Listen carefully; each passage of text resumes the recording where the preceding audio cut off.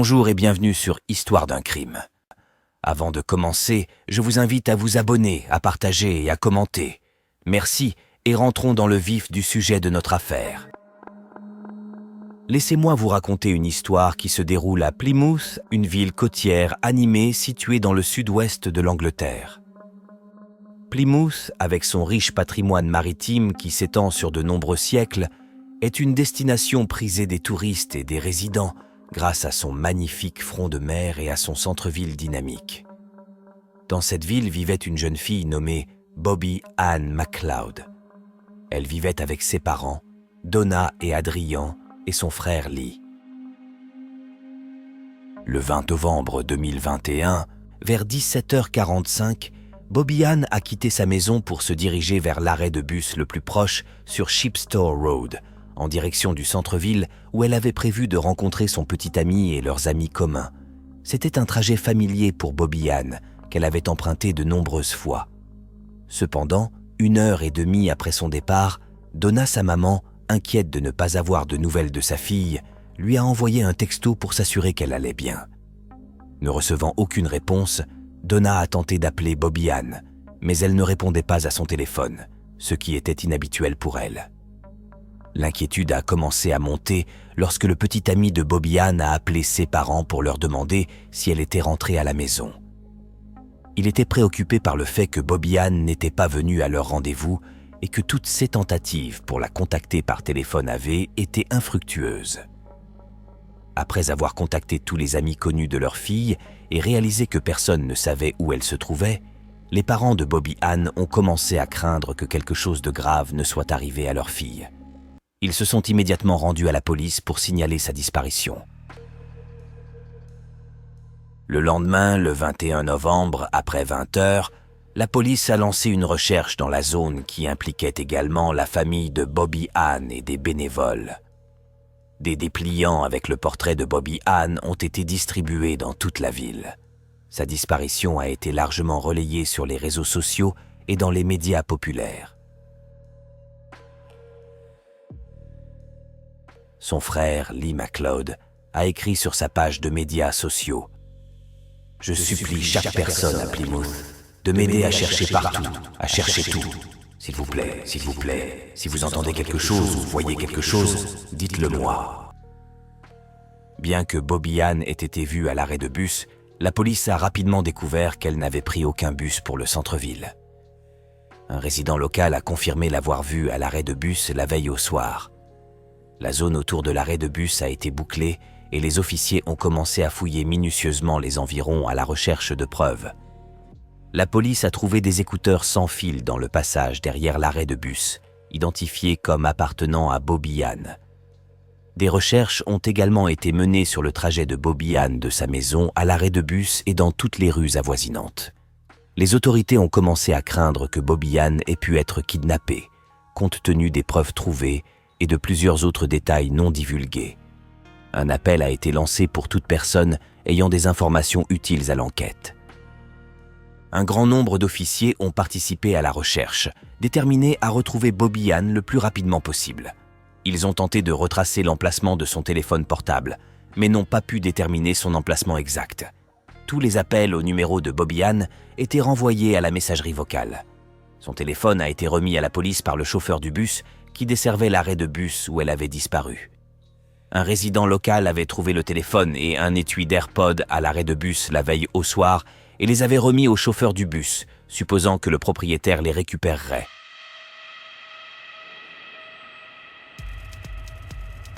Le lendemain, le 22 novembre, la police, la famille et les bénévoles ont fouillé les champs, les bois et les routes environnant la zone où vivait Bobby Ann, mais aucune piste n'a été trouvée.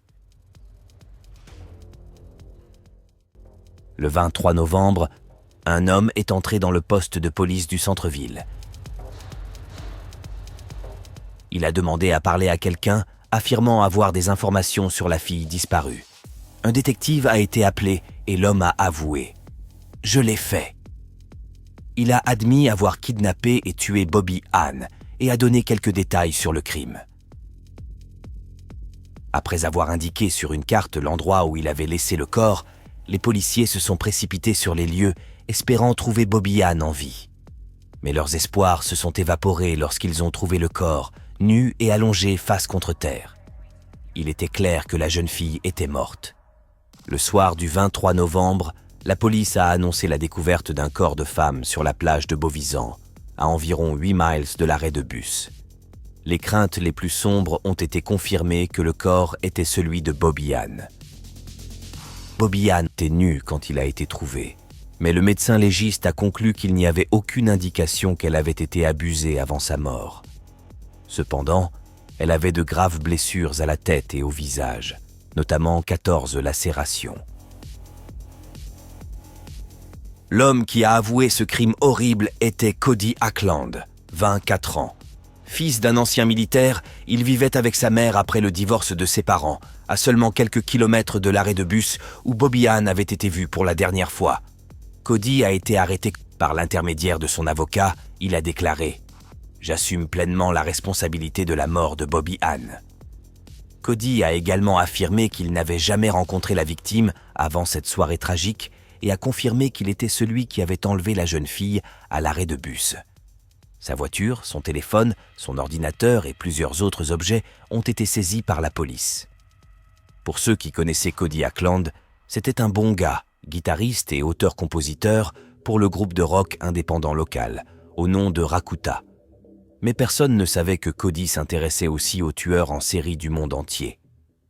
Sa liste personnelle d'idoles comprenait Joseph D'Angelo Jr., André Chikatilo, Ivan Milo, Fred West et Tommy Sells. Cependant, le numéro 1 dans le classement personnel de Cody était Ted Bundy. C'est Ted Bundy et ses atrocités qui ont retenu le plus l'attention de Cody. Les enquêteurs ont fait une découverte troublante sur le téléphone de Cody. 3000 images, dont beaucoup étaient d'une nature inquiétante et sombre, rappelant des films d'horreur. Dans les jours et les semaines précédant la mort de Bobby Ann, Cody avait cherché sur Internet des informations sur les crimes des tueurs en série, des lieux isolés et des armes potentielles. Le jour de l'enlèvement de Bobby Ann, Cody visitait le site web d'un magasin de sport en ligne où il a consulté des battes de baseball, des cagoules et des vêtements imperméables. Malgré ses hobbies, Cody n'avait jamais attiré l'attention de la police et n'avait jamais eu de problèmes avec la loi. Bobby Ann était une victime accidentelle qui s'est retrouvée sur le chemin de Cody. Ce soir-là, comme une bête féroce, il est parti à la recherche d'une proie. Les événements de cette soirée se sont déroulés comme suit. Bobby Ann est arrivé à l'arrêt de bus. Vers 18h15, Cody, qui conduisait sa voiture dans le quartier, l'a repéré à l'arrêt. Comme il l'a dit plus tard aux policiers, Bobby Ann ressemblait à son ex-petite amie en apparence, mais cette ressemblance, selon Cody lui-même, n'était pas le déclencheur émotionnel qui l'a motivé à attaquer. Il cherchait simplement une victime et voulait réaliser ses plans de longue date. La police a également conclu que si Cody n'avait pas rencontré Bobby Ann, il aurait quand même mis son plan à exécution.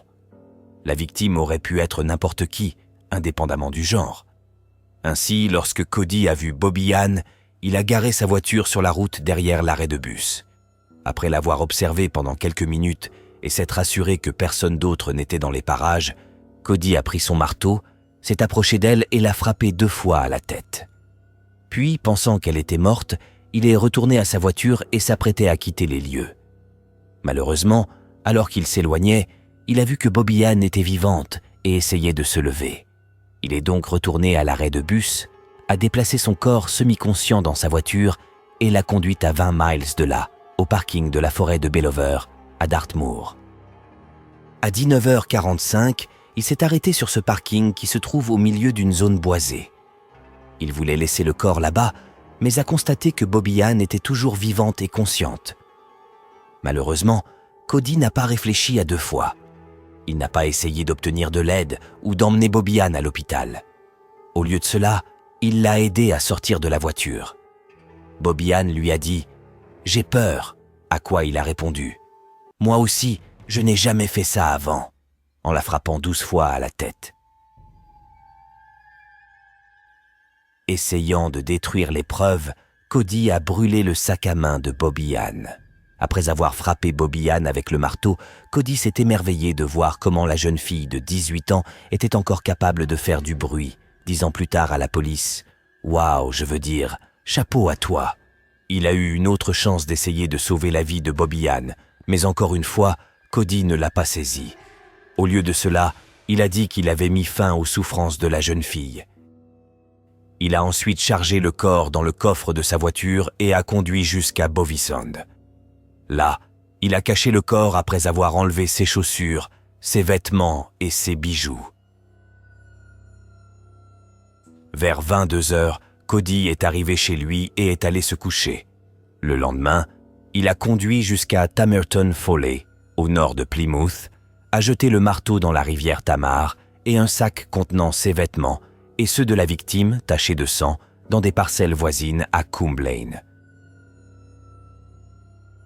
Le marteau n'a jamais été retrouvé malgré une recherche minutieuse de la police. Ce même jour, le 21 novembre, Cody est allé dans une pizzeria avec des amis, a assisté à la répétition de son groupe et a passé la majeure partie de la nuit au pub. Tous ceux qui ont vu Cody ce jour-là ont remarqué son humeur inhabituellement bonne. Il était heureux, plaisantait et faisait des câlins à ses amis, ce qui était rare pour lui. Le lendemain, Cody a continué à s'amuser. Il a acheté du pop-corn et est allé au cinéma. Pendant qu'il regardait le film, la police, la famille et les bénévoles cherchaient Bobby Ann et Cody, suivaient les dernières nouvelles sur son téléphone. Le 23 novembre, Cody était à son travail non lié à la musique.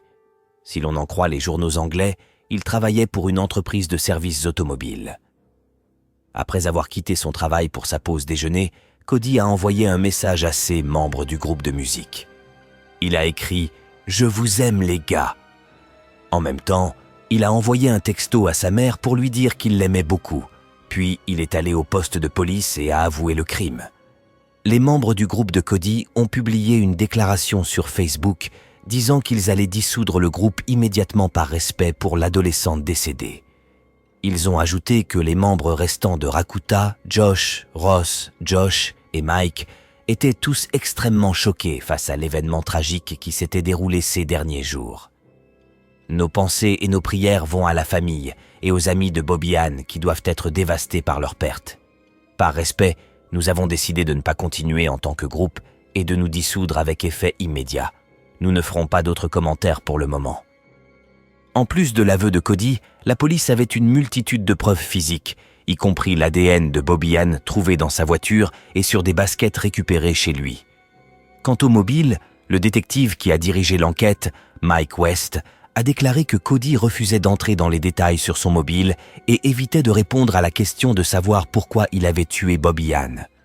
En même temps, le détective n'a pas exclu la possibilité qu'après avoir réfléchi à ce qu'il avait fait, Cody puisse à l'avenir être plus loquace et donner plus de détails. Le procès a eu lieu en mai 2022.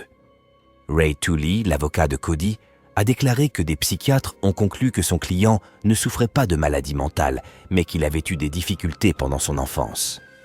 Cody a été diagnostiqué avec un TDAH, une dyslexie, une dépression et une anxiété à l'âge de 19 ans. Monsieur Tully a dit que Cody n'avait pas reçu beaucoup de réconfort de sa maison ou de sa vie scolaire et que son père et d'autres modèles masculins ne lui avaient pas apporté beaucoup de soutien. Lors de la condamnation, le juge Robert Linford a dit à Cody que son acte était une sauvagerie déterminée, disant qu'il était convaincu par les preuves qu'il avait l'intention de tuer. C'était une épreuve prolongée et horrible pour cette pauvre personne. Elle avait toute sa vie devant elle jusqu'à ce qu'elle soit brutalement et sauvagement éteinte par vous, a-t-il dit. Cody Ackland a été condamné à la réclusion à perpétuité. Il passera 31 ans en prison avant d'être éligible à une demande de libération conditionnelle. Sa mort a été un coup dur pour la famille et les amis. La famille a remercié tous ceux qui sont venus à la veillée en mémoire de Bobby Ann. Donna, la mère de Bobby Ann, a dit « Je voudrais remercier tout le monde d'être venu. C'est bien que tout le monde se rassemble dans ces circonstances. Malheureusement, notre belle Bobby Ann nous a été enlevée, mais elle ne sera jamais oubliée. J'aimerais que tout le monde lève ses bougies, c'est pour Bobby Ann. Cela a été suivi d'un moment de silence alors que toute la foule levait leurs bougies à l'unisson. Le frère de Bobby Ann, Lee McLeod, a partagé une photo d'enfance déchirante des deux, rendant hommage à sa sœur belle et talentueuse. La photo montrait les deux frères et sœurs souriant dans leurs uniformes d'école primaire. Dans un message posté avec la photo, Lee a écrit « Jusqu'à ce que nous nous retrouvions, ma sœur, je t'aime.